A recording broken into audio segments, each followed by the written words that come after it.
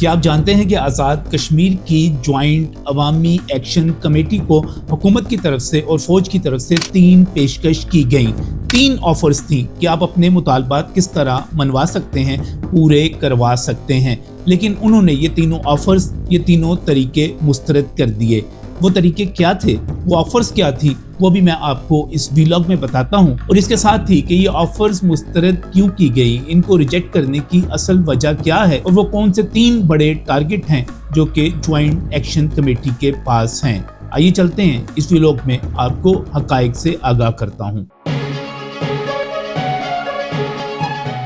بسم اللہ الرحمن الرحیم۔ السلام ناظرین، میں ہوں نجم علی خان اپنے ویلاگ کے ساتھ، اور میں آج آپ کو ایک مرتبہ پھر آزاد کشمیر لے جانا چاہ رہا ہوں۔ وہاں پر جوائنٹ ایکشن کمیٹی کے حوالے سے وہاں پر جو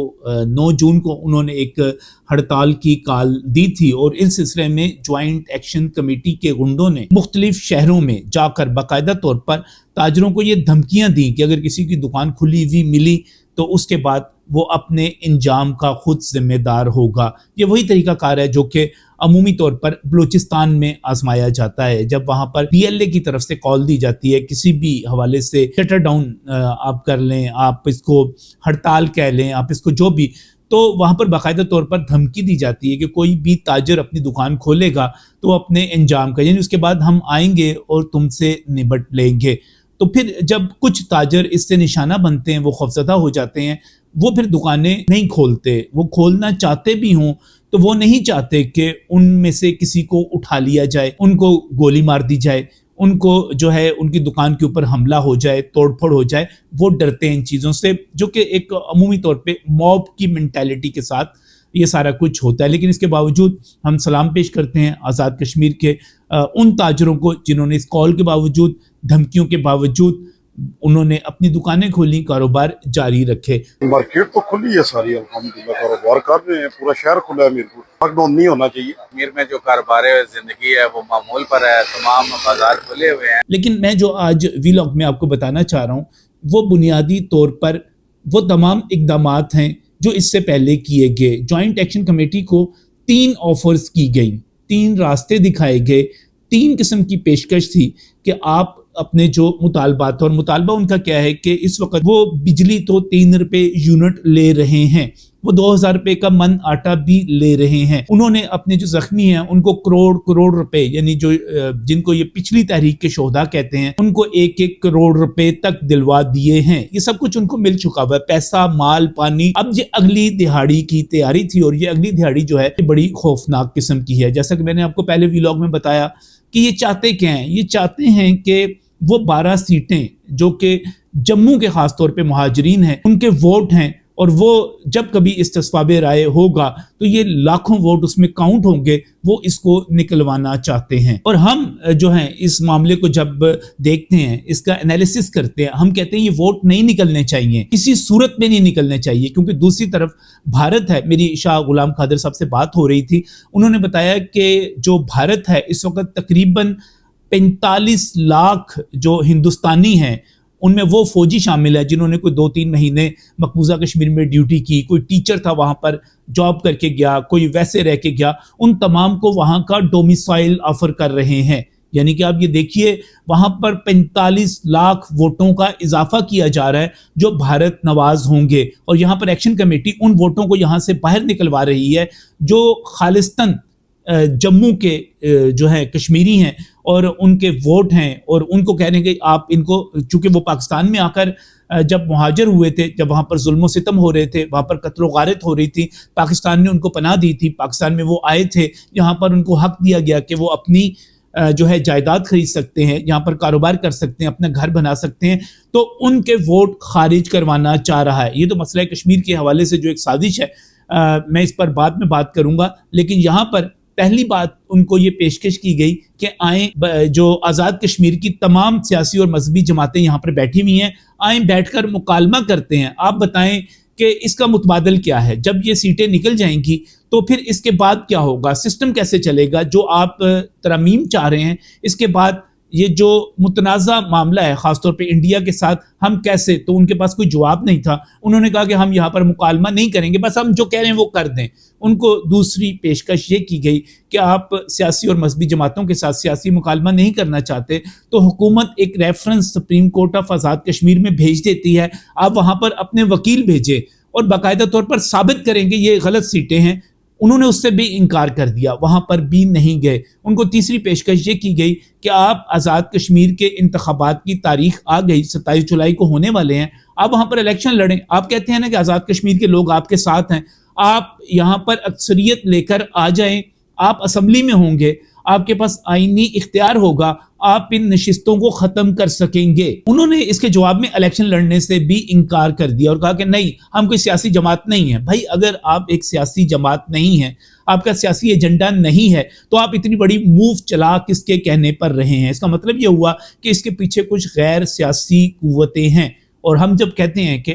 جو بھارت ہے وہ آپریشن سندور کو جاری رکھے ہوئے ہے، تو وہ کس طرح جاری رکھے ہوئے؟ وہ اسی طرح ہی جاری رکھے ہوئے ہے. اب اگر شوکت نواز میر کی ٹیلی فون کال پکڑی جاتی ہے، اس کو لاشیں چاہیے، اس کے گھر سے انڈین کرنسی برآمد ہو جاتی ہے، یہ سارا کچھ کس کی طرف اشارہ کرتا ہے؟ یہ اسی طرف اشارہ کرتا ہے کہ یہ سب کچھ بھارت کی ایما پر ہو رہا ہے. اور اس کے جس طرح میں نے آپ کو کہا کہ 3 پیشکش کی گئی، اسی طرح یہاں پر 3 اس کے ٹارگٹ بھی ہیں. سب سے پہلا ٹارگٹ تو یہ ہے کہ جو اس وقت کشمیریوں میں اور پاکستانیوں میں ایک تعلق ہے، ایک محبت کا رشتہ ہے، وہ رشتہ جس کی بنیاد پر پاکستانی نوجوانوں نے کشمیر میں جا کر اپنی جانیں قربان کی ہیں، باپوں نے اپنے بیٹے قربان کیے ہیں، ماؤں نے اپنی آنکھوں کے تارے وہاں پر بھیجے ہیں، اور پھر ان کی غائبانہ نماز جنازہ یہاں پر ادا کی گئی ہیں، یہ سارے کا سارا رشتہ توڑ دیا جائے. یہ جو پاکستان کے حوالے سے ٹارگٹ یہ ہے. دوسرا ٹارگٹ یہ ہے کہ بھارت کو فائدہ پہنچایا جائے. یہ جو 4-4.5 لاکھ سے زیادہ ووٹ ہے، اور یہاں پر بڑی تعداد میں جو جموں کے مسلمان ہیں جو یہاں پر رہ رہے ہیں، کشمیری جو مہاجر ہیں ان کی تعداد تقریباً 10% ہے، 90-95% جو ہے وہ جموں کے مہاجرین ہیں. کیونکہ آپ جب آزاد جموں و کشمیر تو ہم کہتے ہیں، لیکن جب پاکستان نے اور پاکستانیوں نے 1947-1948 میں اسے آزاد کروایا تھا تو یہ ہمارے پاس جموں کا علاقہ نہیں آیا تھا، کیونکہ وہاں پر ہندو اکثریت تھی، وہاں سے مسلمانوں کو نکالا گیا تھا. ہمارے پاس جو علاقہ آیا تھا وہ کشمیر کی وادی آئی تھی. دوسرا ٹارگٹ یہ ہے کہ اگر کبھی نہ کبھی ہندوستان کو استصواب رائے پر جانا پڑے، اور اس کو اس کا خطرہ اس وجہ سے محسوس ہو رہا ہے کہ پاکستان عالمی سطح پر، سفارتی سطح پر بہت زیادہ اپنے بین الاقوامی تعلقات کی وجہ سے بہت زیادہ جو ہے مضبوط ہوتا چلا جا رہا ہے، اور بھارت کو اس کا خطرہ محسوس ہو رہا ہے کہ اس کو اقوام متحدہ کی قراردادوں پر عمل کرنا پڑ سکتا ہے. وہاں پر وہ 45 لاکھ ہندوؤں کو، ہندوستانیوں کو وہاں پر ایڈ کر رہے ہیں جو بھارت نواز ہوں گے، بھارت کے حق میں ووٹ دیں گے. یہاں پر ایکشن کمیٹی 4-4.5 لاکھ ووٹ جو ہے وہ باہر نکلوا رہی ہے. کیوں؟ آپ کو سمجھ آ جائے گی، اس کی تھوڑا سا غور کریں، پتہ چل جائے گا یہ کس کا ایجنڈا ہے. اور تیسرا جو سب سے میں سمجھتا ہوں اہم تو نہیں ہے، لیکن بہت سارے لوگوں کے لیے یہ بھی اہم ہے کہ جب ہم آزاد کشمیر کی بات کرتے ہیں تو وہاں پر سیاحت جو ہے وہ تیزی سے فروغ پا رہی ہے. وہاں پر آپ اس کو یہ جو عام طور پر کہا جاتا ہے کہ آزاد کشمیر اور خاص طور پہ وادی نیلم کی جب آپ بات کرتے ہیں تو وہاں پر جو سیاحت ہے وہ ایک سویا ہوا ہاتھی ہے، اس کو جگانے کی ضرورت ہے، اس پر کام کرنے کی ضرورت ہے. جو ہمارے تفریحی مقامات ہیں، جب ہم کیرن کی بات کرتے ہیں، شاردا کی بات کرتے ہیں، ہم اس سے آگے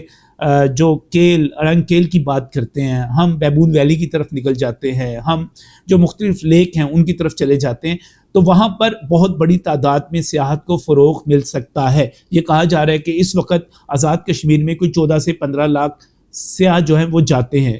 جو پاکستان سے زیادہ تر ہوتے ہیں. لیکن اگر یہ چیزیں، معاملات وہاں پر گورننس بہتر ہو جائے، کیونکہ وہاں پر امن و امان کا اس طرح کا مسئلہ نہیں تھا، ماضی میں نہیں تھا، اب ایکشن کمیٹی نے یہ مسئلہ بنا دیا ہے. وہ وہاں پر سیاحت کو ختم کرنا چاہتے ہیں. وہ اس سے جڑے ہوئے جو لاکھوں کشمیری اس وقت جو وہاں پر ریسٹ ہاؤسز ہیں، ہوٹلز ہیں، وہ چلا رہے ہیں، وہ جو ٹورسٹ گائیڈ ہیں، وہ جو جیپیں وغیرہ چلاتے ہیں، وہ جو اس تمام سیاحوں کے علاقے سے وہاں پر دکانیں ہیں ان کی، وہ تمام کے تمام جو ہے وہ اس سے متاثر ہوں گے. تو ٹارگٹ کیا کرنا ہے کہ انڈیا میں سیاحت کو فروغ ملے اور پاکستان کی سیاحت جو ہے خاص طور پہ آزاد کشمیر کی سیاحت, یہاں کا ٹورزم ختم کر دیا جائے. اور وہ ختم کس طرح ہو سکتا ہے ٹورزم؟ اسی طرح ہو سکتا ہے نا کہ وہاں پر ایکشن کمیٹی وارننگ دیتی ہے کہ تمام سیاح جو ہے وہ آزاد کشمیر سے باہر نکل جائے. جب آپ وہاں پر راستے روکیں گے, جب وہاں پر آپ ڈنڈا بردار جو ہیں لوگ موجود ہوں گے, جب وہاں پر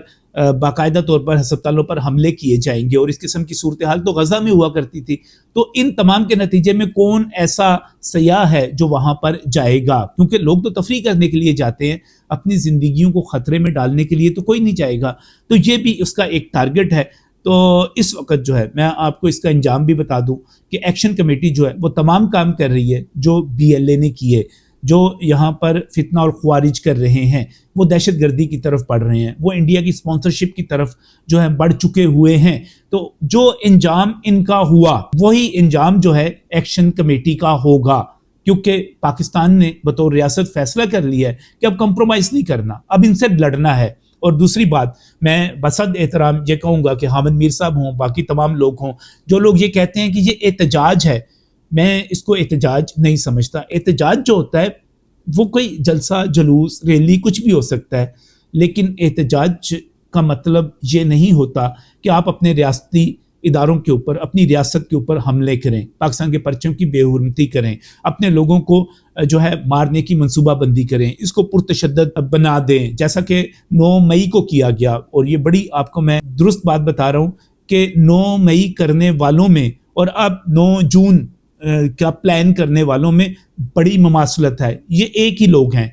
ان کی ڈوریاں ایک ہی جگہ سے ہلتی ہیں, ان کے مقاصد ایک ہی ہیں کہ پاکستان کو خراب کیا جائے, پاکستان کو تباہ کیا جائے, پاکستان میں امن و امان کو ختم کیا جائے. 9 مئی اور 9 جون والے ایک ہی لوگ ہیں, ان کی ڈوریاں ایک ہی جگہ سے ہلتی ہیں, اور یہ سب کے سب جو ہیں دہشت گردوں کو, پاکستان کے مخالفین کو, ہر وہ بندہ جو پاکستان کی